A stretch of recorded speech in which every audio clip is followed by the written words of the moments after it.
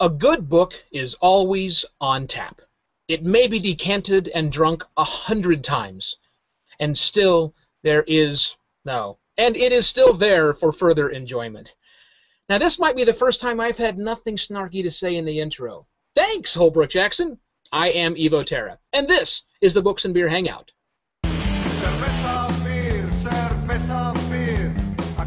Hi, I'm Jeff Moriarty, and welcome to another episode of Books and Beer. We have today 3 experts in the area of ebook conversion and talking about, hey, how hard can it be?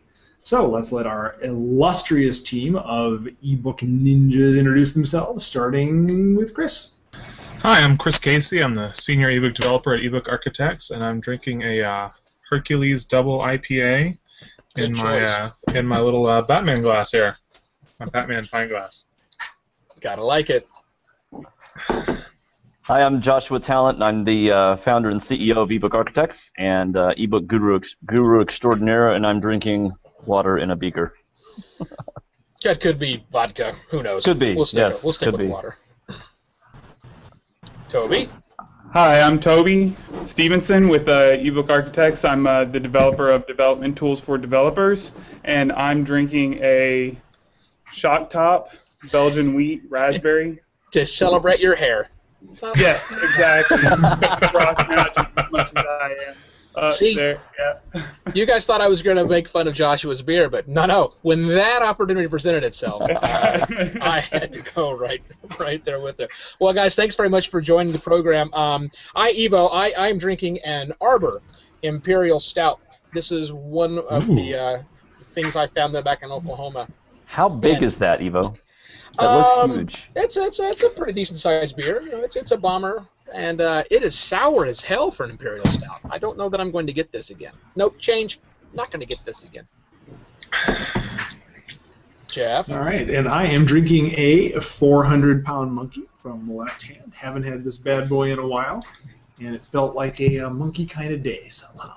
I'm with you. All right, guys. Well, that's into the beer segment. Let's get into the book segment of the program, if we can, and I think we can definitely do that here. So I want to talk about, first off, let's set some level stage here.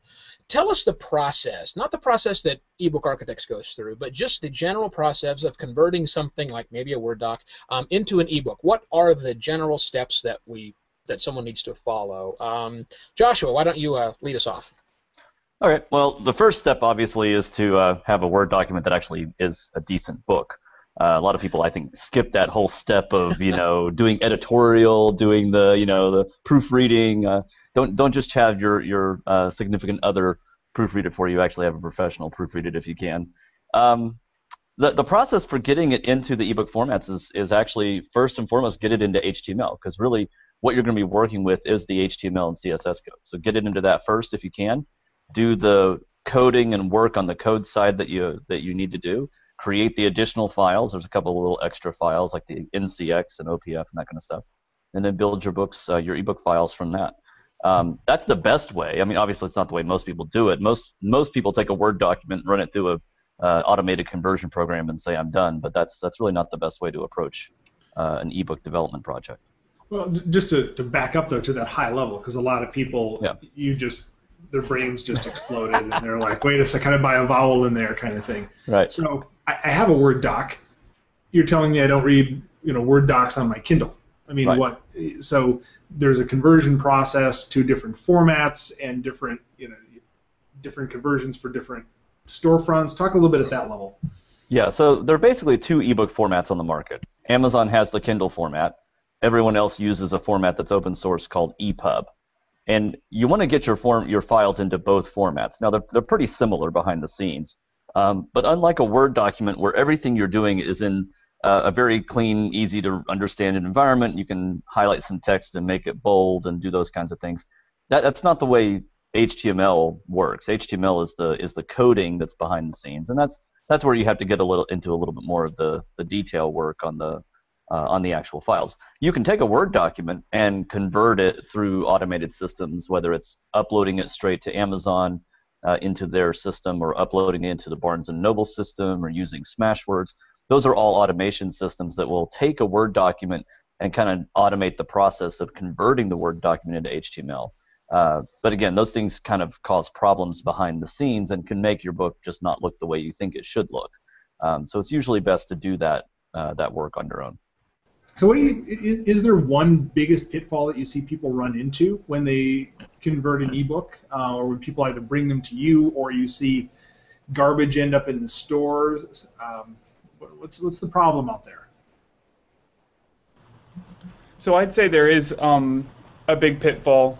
A lot of times authors don't do the necessary research. They know they need an ebook, but they don't understand the formats very well, and so they don't understand the end product, what's going to become of their book once they get it through the channels in order to get that ebook made.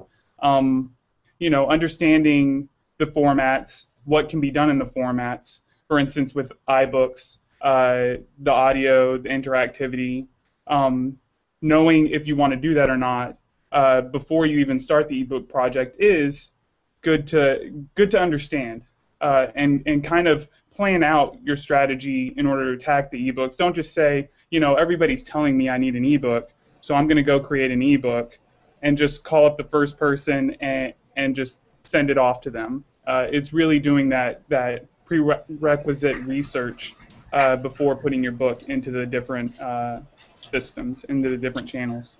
And Jeff, you talked about pitfalls. There's some. Josh was talking about the automated conversion systems and formatting, but there's also features that the ebooks have, like chapters, like special metadata, that you just can't put in by creating just a Word document. So, well, now one thing that you touched on is doing the research up front. I want to come back to the chapters and the other metadata that you just mentioned a second ago, Chris, but what are the first things someone should look at? When I talk to someone about doing an ebook, they expect, I want an ebook, and an ebook will be read everywhere. And then I start to say, well, what kind of capability do you want it to have?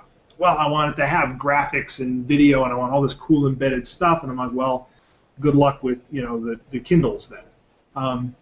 What is that initial research that you would recommend somebody look at, or what are some of maybe a couple big decision points someone wants to do an ebook that they should take into account in choosing which way they want to go with either a platform or a publishing method? I'd say the research that you can do is go ahead and look in the genre that you're looking to produce your book in, and go ahead and grab some other works and look at what they're doing. It doesn't hurt to check out the competition in this space. If you're doing a children's book, go ahead and look at a children's book on the Barnes & Noble platform, on the iBooks platform, Amazon. They all do things differently for children's books, and knowing the capabilities and features in all of those different platforms, and whether you want to target one specifically with certain features or whether you want to go with another one, doing that research, you can really just check out the competition and see what other people are doing in the space. Okay. Yeah, I think that it's very important to know more yourself about how ebooks work. If you can take some time and go get an ebook device or borrow your friend's iPad or whatever, that's going to give you the opportunity to see what other things look like on different devices. The other thing too is to understand how much people are selling on different platforms, on different retailers. Amazon sells the majority of ebooks. So if you're doing a novel or you're doing a nonfiction title of some kind, most of the time you want to get it on Amazon. Even like if you can't do anything else, at least get it on Amazon.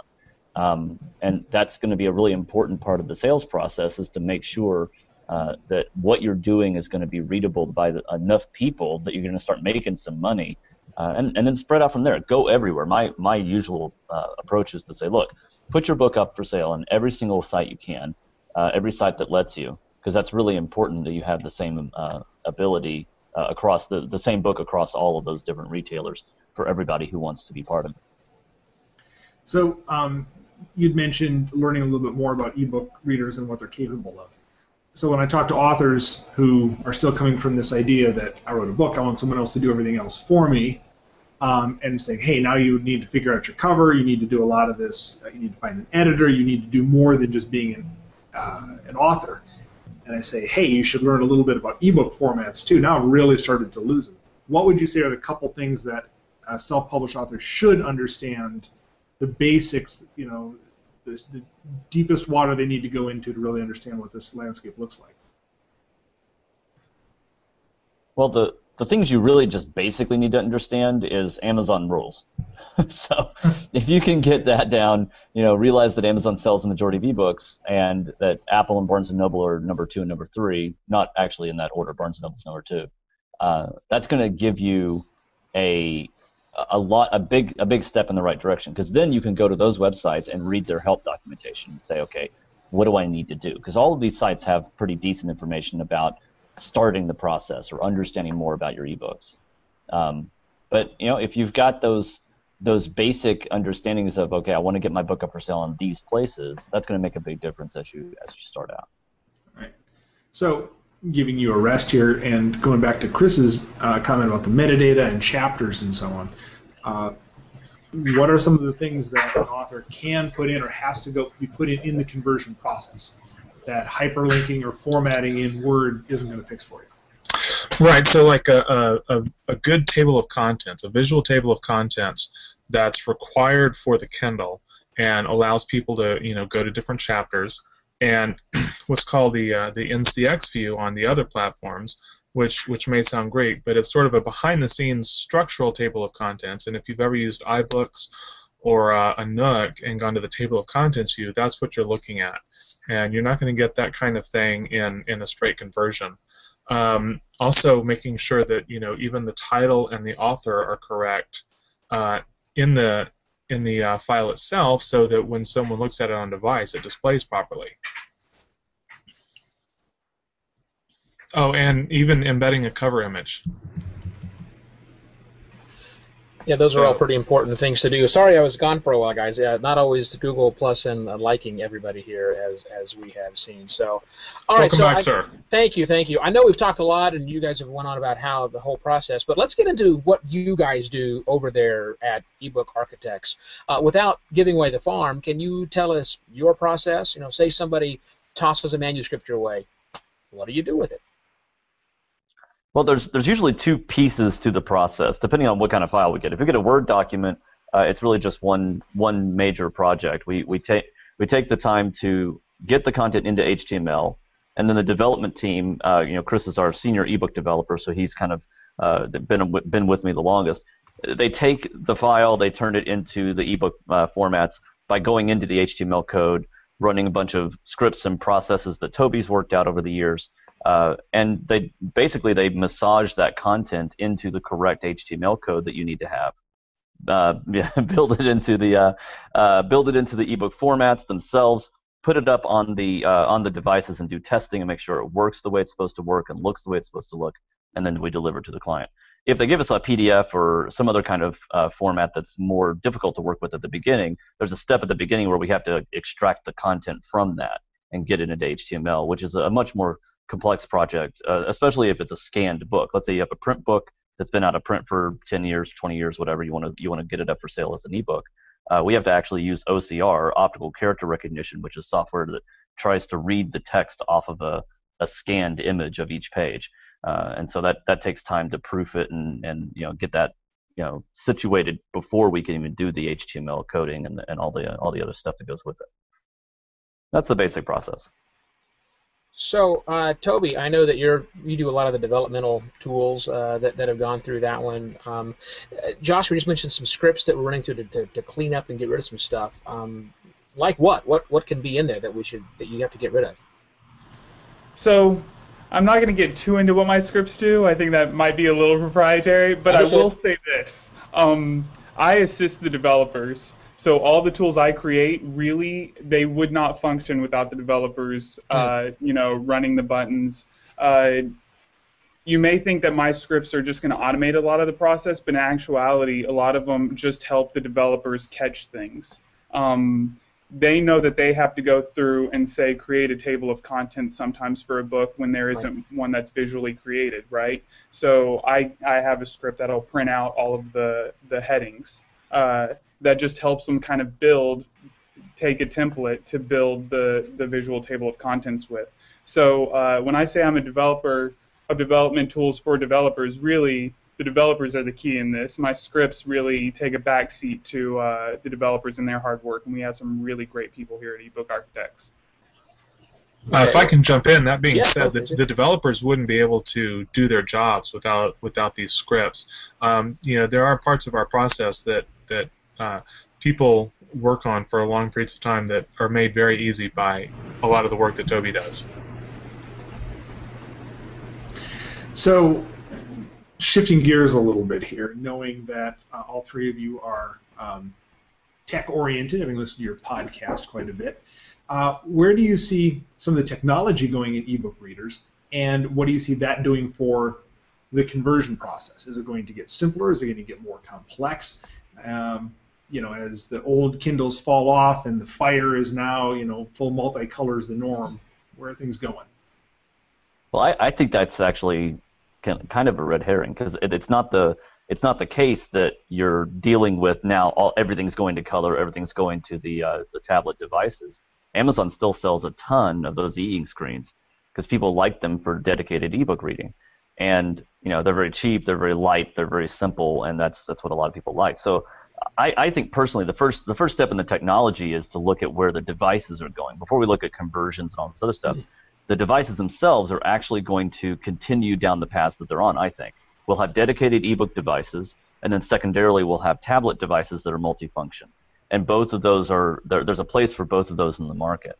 And it may be that, at some point it's, you get your Kindle for free when you sign up for Amazon Prime, or any of those other kinds of options that can just basically make that device so cheap or so easy to get that anybody can have one, and it's not really intended to be used for anything except reading.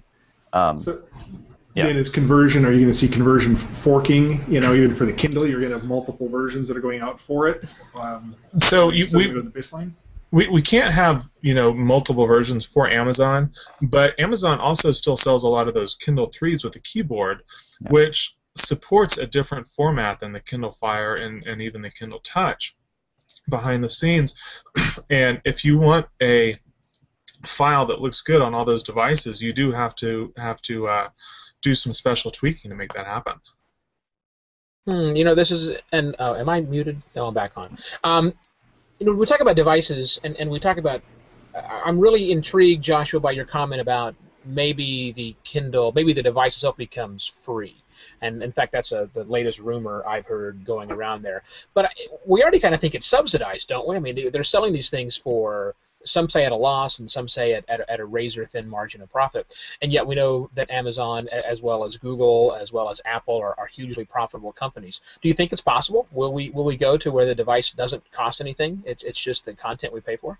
Oh yeah, definitely. I mean, Amazon is already at the point where they're basically selling enough content to cover the basic costs of those things. If you look at the Kindle Fire, I can't remember who it was that did the report, but not too long after the Kindle Fire came out, they were saying that over the lifespan of a Kindle Fire, people will purchase $200 and something of content in addition to the device itself, and that's just that's a Kindle Fire where you may buy some ebooks, but you're going to buy mostly movies and try to do some apps and those kinds of things.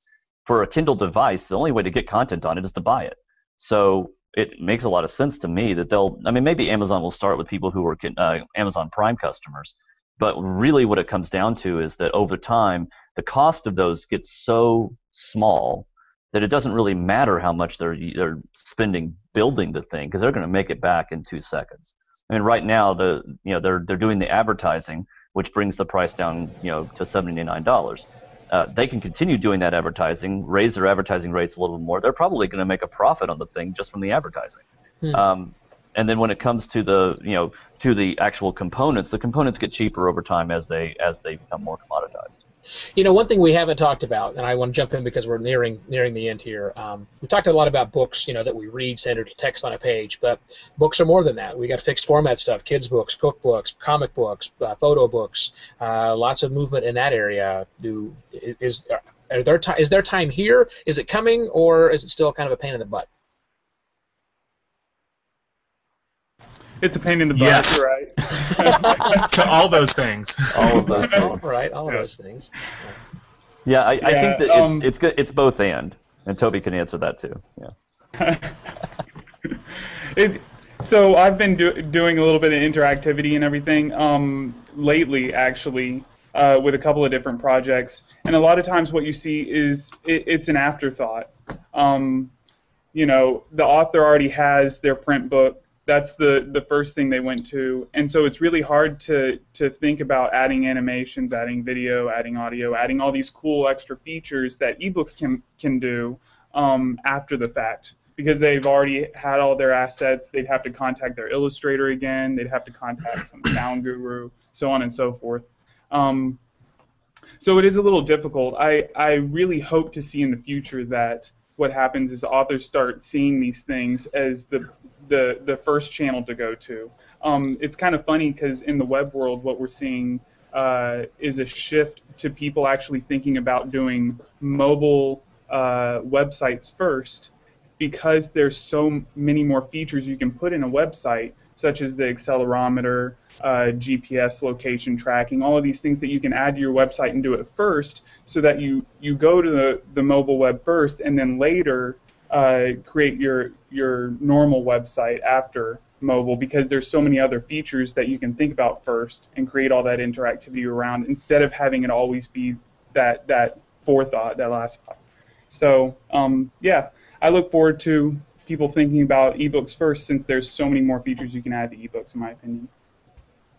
All right, so we're almost out of time, but knowing again that you guys like to pontificate a bit, I would love to get your big prediction for ebooks and ebook readers for the next year. Just whatever you think is going to be 12 months from now, the biggest, most interesting thing that's happened in the marketplace. So, Chris, we'll start with you.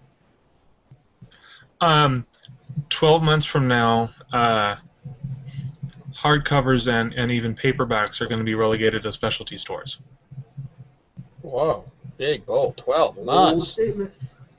Light them. Right. Never mind. Yeah, well, Wow. All right. All right, Joshua. On the spot, had to come up with something.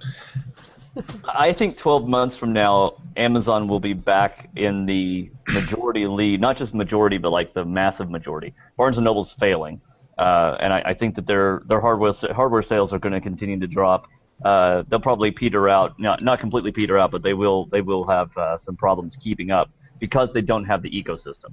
So I think that in 12 months, Amazon's going to be selling a lot more devices than Barnes & Noble still, even though people have been saying for a long time, oh, Barnes & Noble's on the way up, they're on the way up, they're going to do better. No, I think they're going to keep on. Amazon's going to keep on rocking. Amazon will still be on top. Way to make a prediction. See, I was hoping you were going to say something like Amazon would enter brick and mortar with tiny specialty shops where you could pick up on demand with immediate fulfillment. We've been saying that for a while. Well, they're going to one-day shipping, so why not? Yeah. All right, so Tobias, Toby, rip this thing out of here. All right, I think that we are going to sooner or later in the next 12 months see a color reflective technology screen device come out. Sooner or later, it's bound to happen. I think I made this prediction last year, and I'm really coming close to it. But yeah, I really hope to see some color technology that deals with that's better than e-ink, but has that readability where you can read it for long periods of time. So, and then, Jeff, you can get your comic books on an ebook form that's even easier. Right on. All right, guys. Well, that's going to wrap it up here on the Books and Beer Hangout. Thanks very much to all you guys, Chris and Joshua and Toby. Thanks for joining us today. Thank you for having us. This was great. Yeah, it's great to be on here. Thanks a lot. Any reason to drink beer is a good reason. And thanks to all of you out there for watching the show, however it is that you find us. We record the Books and Beer Hangout live here on Google+. It's also simulcast on YouTube Live.